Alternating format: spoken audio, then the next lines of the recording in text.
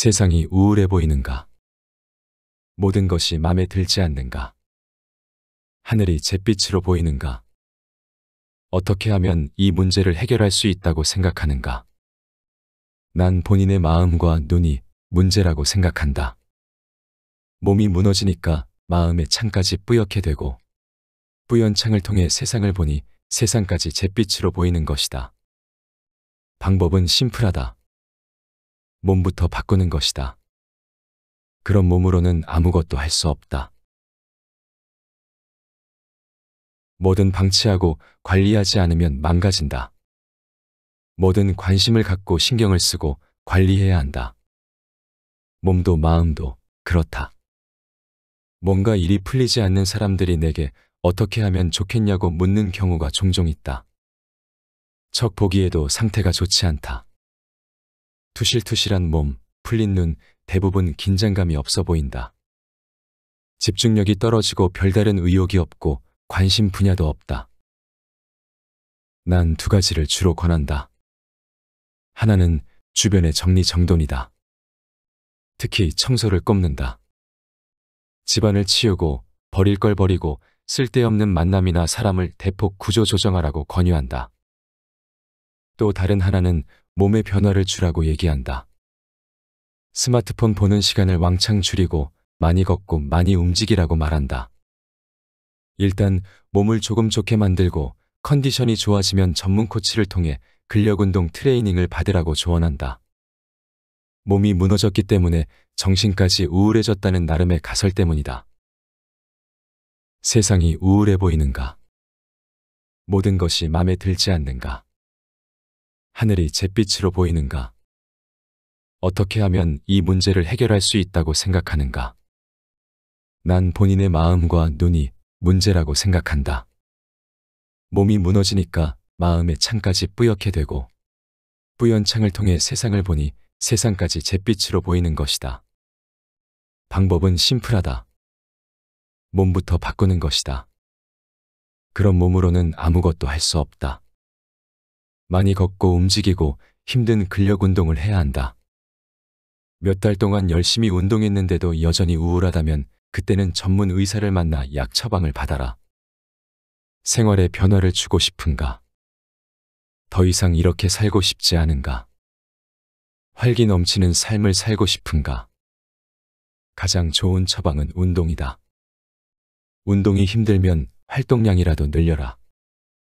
하루에 2만 보쯤 걸어보라. 차를 버리고 웬만한 거리는 다 걸어 다녀보라. 달라지는 당신을 보게 될 것이다. 머리가 띵하거나 집중이 안 되는 이유는 몸을 움직이지 않았기 때문이다. 가장 좋은 방법은 강도 높은 운동을 하는 것이다. 그럼 새로운 세상이 열린다. 들어가기 전과 나올 때 가장 큰 차이가 있는 곳은 바로 헬스장이다. 10년 가까이 운동하지만 들어갈 때는 대부분 상태가 좋지 않다. 솔직히 가기 싫은 날도 있다. 어떻게 늘 좋은 마음으로 운동을 하러 가겠는가? 하지만 나올 때는 다르다. 나오면서 기분 나빴던 적은 단연코 없다. 운동 후에는 늘 온몸이 살아있음을 느낀다. 세상이 달라 보인다. 세상이 그렇게 행복할 수 없다. 몸과 마음에서 앙금이 사라지고 새로운 길이 보인다. 새로운 길, 성공을 가로막는 결정적 한 가지는 바로 초점의 부재다. 이것저것 할 것 많은데 무엇부터 해야 좋을지 모르는 것이다. 이를 회복하는 최선의 방법은 운동이다. 운동에서 답을 찾아야 한다. 운동 시작 전에는 초점이 흐리지만 끝날 무렵에는 초점이 명확하다. 선명한 변화가 보인다. 운동은 머리를 맑게 하고 목표에 다시 집중하게 해준다. 난 새벽에 몇 시간 동안 글을 쓴 후 바로 헬스장에 간다. 새로운 에너지를 얻기 위해서다. 운동은 가장 강력한 삶의 처방전이다. 미친 듯이 땀을 흘려라.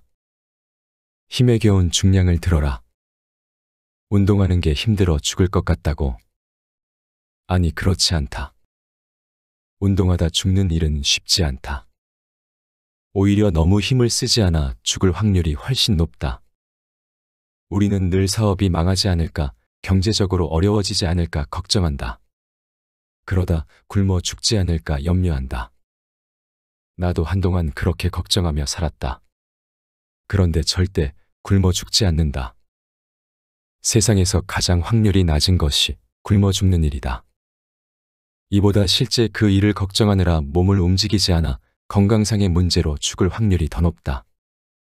경제보다 건강이 먼저 무너질 것이다. 지금의 건강을 당연하게 생각하지 말라. 세상에 당연한 건 없다. 언제나 지금보다 나빠질 수 있다는 걸 기억하라. 지금 땀을 흘리지 않으면 언젠가는 진땀을 흘리며 병상에 누워있게 될 것이다. 결국 운동이 답이다. 수고하고 무거운 짐 진 자들아, 다 내게 오라. 내가 너희를 쉬게 하리라. 교회에서 자주 하는 말이다.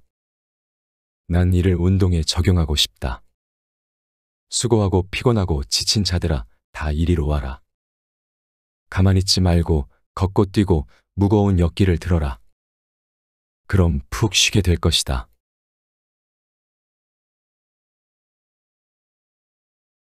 위장을 쉬게 하라. 요즘처럼 활동량이 적은 현대인이 하루 3끼를 꼭 먹어야 하는지 의문이다. 난 2끼만 먹어도 충분하다고 생각한다. 매일 앉아서 일하고 컴퓨터만 들여다보며 하루에 3,000보도 걷지 않는 현대인이 3끼를 다 챙겨 먹는 건 과하다는 생각이다. 자주 아침을 걸은 채 운동하고 점심때까지 식사하지 않는 경우가 있는데 머리가 맑아지는 걸 느낀다. 약간 시장기는 느껴지지만 컨디션은 더할 나위 없이 좋다. 공복의 즐거움이다. 과연 이 공복이 건강에 도움이 될까? 하루 한 끼 공복에 힘에서 저자 이시하라 유오미는 공복력이라는 말로 속을 비우는 것의 중요성을 주장한다. 위도 휴식 시간이 필요하다. 그러면 혈액이 깨끗해지고 면역력이 높아진다. 건강을 위해서는 적게 먹고 자주 공복 상태를 만들어야 한다. 공복은 몸을 치유하고 회복하는 힘을 갖고 있다. 이것이 공복력이다. 또한 이 책에서는 몸이 아파 식욕이 사라졌을 때 굶을 것을 권한다. 식욕이 없다는 건 몸이 본능적으로 자연 치유력을 발휘하고 있다는 증거라고 설명한다. 그럴 때는 굳이 먹을 필요가 없다는 것이다. 동물들은 몸에 이상이 생기면 먹지 않는 반면 인간은 몸에 이상이 생겨도 자꾸 먹는 바람에 더 몸이 나빠진다. 가정의학과 유태우 박사는 이렇게 말했다. 우리 몸에는 3개월치 식량이 준비되어 있다. 며칠 굶어도 아무 지장이 없다. 현대인의 병은 못 먹어서 생기는 게 아니다. 너무 많이 먹어서 생기는 병이니 제발 식사량을 줄여라. 굶으면 살고 과식하면 죽는다. 이것이 나의 건강 수칙이다. 진짜 건강한 사람은 어떤 사람일까? 자신의 몸을 의식하지 않는 사람이다. 그저 자유롭게 움직이고 걸어다닐 수 있는 사람이다. 건강하지 못한 사람은 건강하지 못한 신체 부위를 늘 의식할 수밖에 없다. 무릎이 시원치 않으면 걸을 때도 계단을 오를 때도 늘 무릎을 의식한다. 50견이 온 사람은 늘 어깨가 신경 쓰여 움직임이 자유롭지 못하다. 사람들은 언제 어디든 자기가 가고 싶은 곳을 자유롭게 갈 수 있기를 원한다. 지팡이나 휠체어에 의지하는 것보다는 내 발로 한 걸음 한 걸음 내딛고 싶어 한다. 누군가의 도움 없이는 꼼짝 못하는 노인을 보면 그런 생각이 더 강해지기도 한다. 관리의 중요성은 비단 자유로운 움직임에만 해당되는 것은 아니다. 당뇨나 치아 관리를 잘못해 먹고 싶은 걸 자유롭게 먹지 못하는 사람들이 꽤 많다. 아프면 음식도 제한을 받는다. 먹고 싶지만 건강상의 이유로 먹지 못하거나 참아야 하는 것 또한 큰 고통이다. 지인 중 술을 좋아하는 사람이 있는데 위와 간에 문제가 생기면서 지금은 술을 입에도 댈 수 없게 되었다. 그렇게 사람 좋아하고 술 좋아하는 그의 심정이 어떨지 생각하면 마음이 짠하다. 버킷리스트에 대비되는 말로 더킷리스트라는 말이 있다. 피하고 싶은 일의 목록이라는 뜻이다. 당신의 더킷리스트는 무엇인가? 나의 더킷리스트는 건강을 잃는 것이다. 병원에 누워 멍하니 TV만 보는 것, 아무도 찾는 이 없는 독거노인의 삶. 혼자 힘으로 할 수 있는 게 없고 늘 누군가의 도움이 필요한 것과 기억을 상실한 치매 환자의 삶, 이런 모습들이다. 건강을 잃으면 우리는 이렇게 살 수밖에 없다. 결국 진짜 건강한 사람은 자유를 가진 사람이다. 마음대로 걷고 쭈그리고 싶으면 쭈그려 앉을 수 있고 뛰고 싶으면 뛰고 매달리고 구부릴 수 있는 자유. 젊고 건강한 사람들에게는 사소해 보일 수 있지만 몸이 원하는 대로 움직여준다는 것은 결코 작은 소망이 아니다. 많은 노력과 성실함이 뒷받침되지 않으면 절대 가질 수 없는 것이 몸의 자유다. 생각에 스위치를 꺼라. 우리 몸의 주인은 누구일까?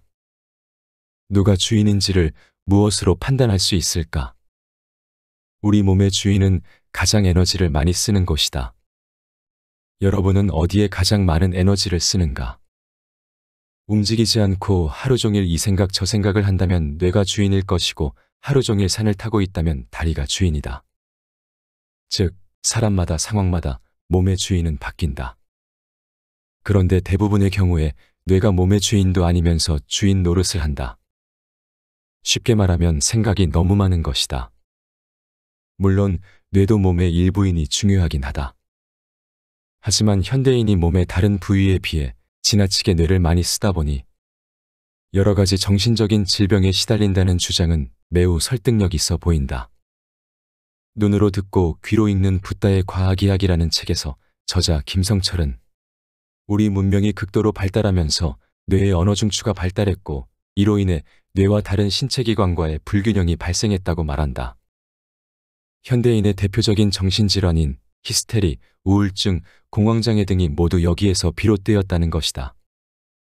그래서 가끔은 뇌를 비우고 제자리에 갖다 놓아야 하는데 그것이 바로 수행의 목적이라는 얘기다.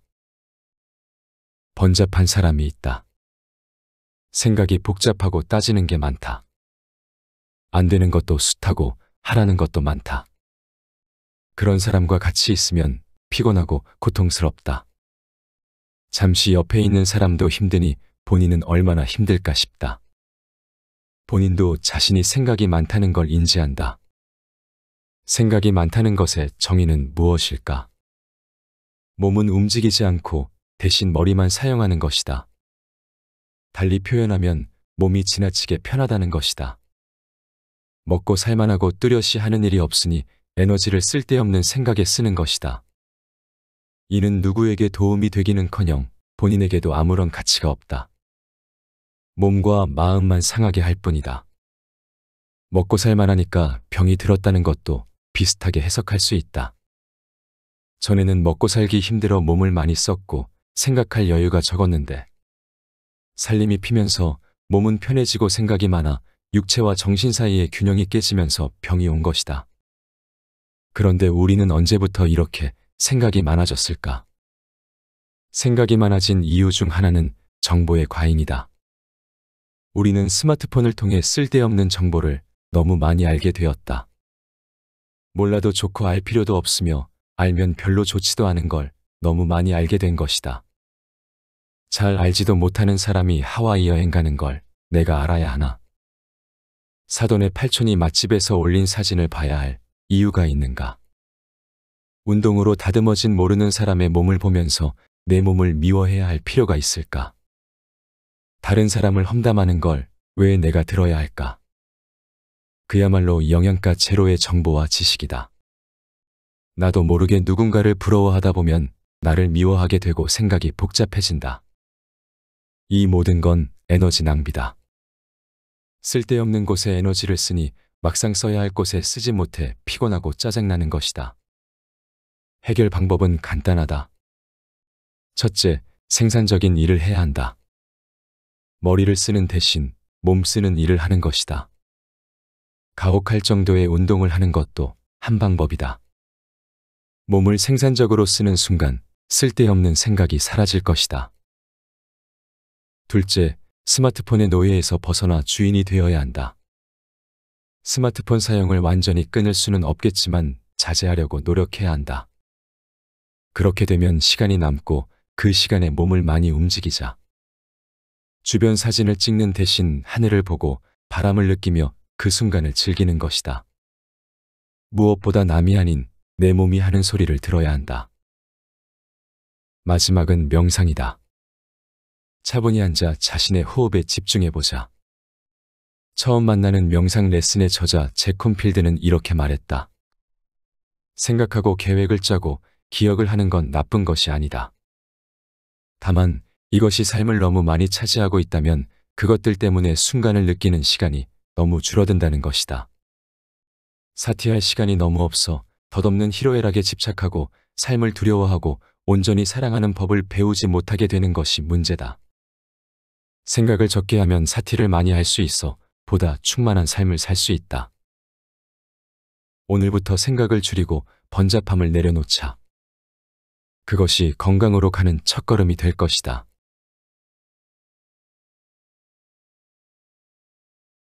몸도 공부가 필요하다. 아는 근육 이름이 있는가? 한번 얘기해보라. 많지 않을 것이다. 근력 운동을 하면서 편한 것 중 하나는 다양한 근육 이름을 알게 된 것이다.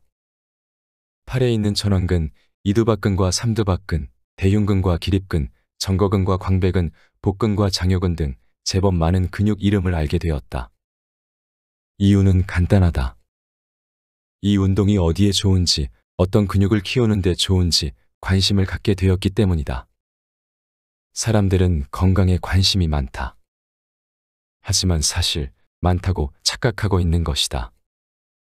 관심은 많다고 하지만 건강에 대해 아는 게 별로 없다. 건강 공부를 하지 않기 때문이다. 건강에 관심이 있는 사람이라면 우선 자신의 몸부터 공부해야 한다. 그러나 현실은 어떤가? 아는 근육 이름조차 없다. 몸에 문제가 생기면 스스로 고칠 생각을 하지 않고 의사에게 자신의 몸을 외주준다. 의사가 째라면 째고 약 먹으라고 하면 약을 먹는다. 옷을 살 때는 입어보고 가격도 비교해보는 사람들이 가장 중요한 건강 문제에 대해서는 전혀 공부하지 않는 현실을 나는 이해하기 어렵다. 건강에 관심이 많다고. 그렇다면 관심이 많다는 걸 증명해보라. 먼저 운동을 통해 근육이 우리 몸에서 어떤 역할을 하는지 알아보자. 근육은 크게 세 종류가 있다. 주동근, 협응근, 기랑근이다. 주동근은 글자 그대로 어떤 움직임의 주가 되는 근육이다. 예를 들어 허리 운동의 주동근은 기립근이다. 협응근은 주인은 아니지만 협조해서 응해주는 근육으로 보조 근육이라고 보면 된다. 마지막은 기랑근이다. 기랑이란 반대라는 뜻인데 당기는 근육과는 반대로 미는 근육이 기랑근이다. 지인들 중 엘보우 때문에 고생하는 사람들이 제법 있는데 주로 골프, 테니스, 배드민턴 같은 운동을 하는 사람들이다. 손목을 많이 쓰는 미용사도 자주 걸린다. 대체 엘보우는 왜 걸리는 것일까? 어떤 사람들은 골프 칠 때 뒷땅을 쳤기 때문이라고 하지만 그렇다면 대부분의 골프 선수들이 걸려야 하지 않을까? 헬스장의 트레이너는 엘보우는 근육의 균형이 깨져서 생기는 것이라고 말한다. 엘보우는 무언가를 계속 쥐고 있을 때 걸리는 병입니다.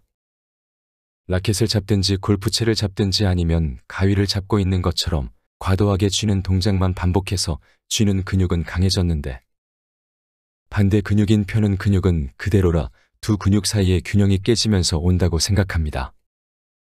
때문에 회복 방법은 펴는 동작을 반복하는 겁니다. 실제로 엘보우에 걸렸던 아내가 손을 펴는 운동을 반복해 효과를 본 것을 보면 그의 말에 일리가 있다. 허리가 아픈 것도 마찬가지다.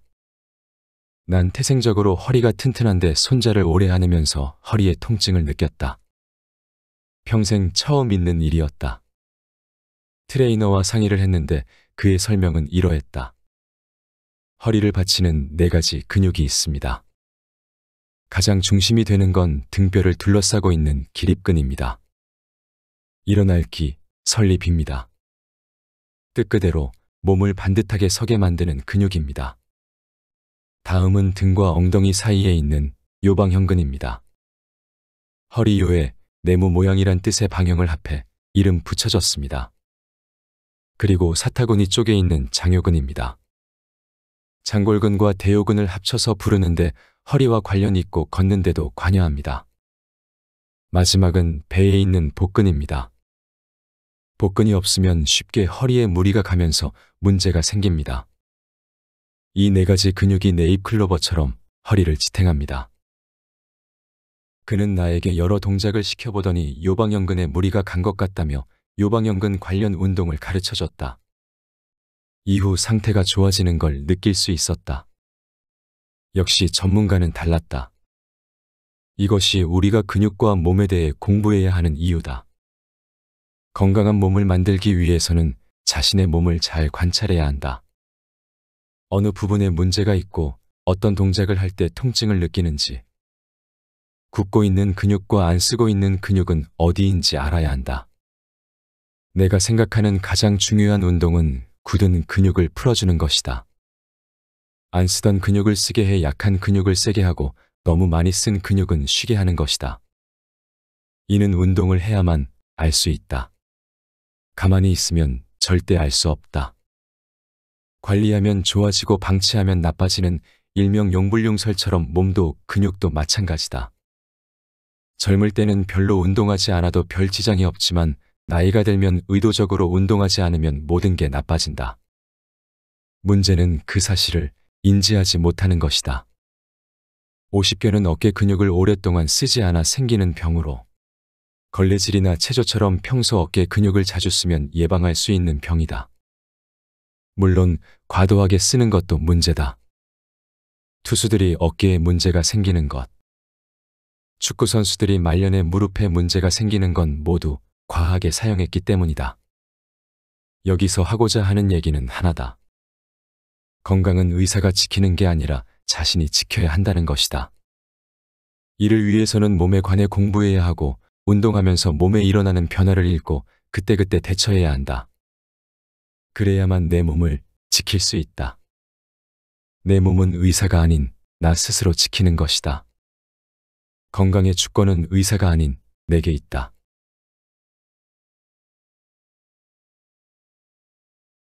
앞에서 소개한 내용은 고수의 몸 이야기에서 가져왔다.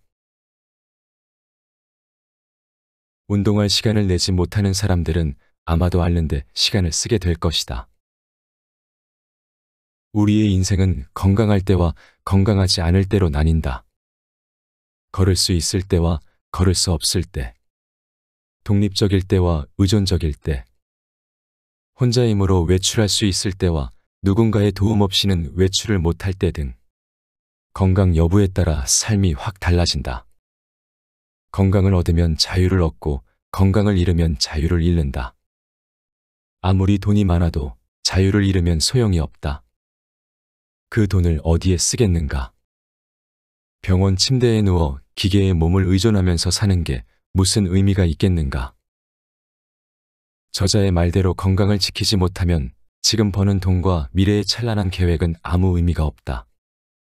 지금이라도 내 몸에 집중하여 하루 10분이라도 저축하는 마음으로 운동해보자. 인생을 바꾸기 전에 내 몸부터 바꿔야 한다.